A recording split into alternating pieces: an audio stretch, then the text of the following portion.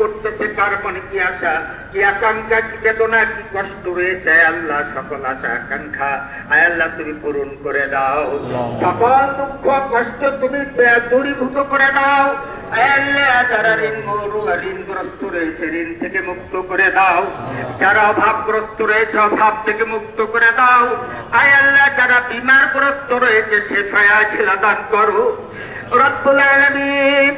আয় আল্লাহ তুমি দেখেছো 1971 সালে, আয় আল্লাহ 1971 সালে আয় আল্লাহ হানাদার বাহিনীকে তাড়িয়ে আয় আল্লাহ এই দেশের যুব সমাজ, এই দেশের আপামর জনগণ তাদেরকে আয় আল্লাহ দেশ থেকে স্বাধীন করেছিল রব্বুল আলামিন। 2024 সালের 5ই আগস্ট আয় আল্লাহ রক্ত ঝরা দিন। আয় আল্লাহ কলিজায় যেন আয় আল্লাহ রক্ত ক্ষরণ হচ্ছে। আয় আল্লাহ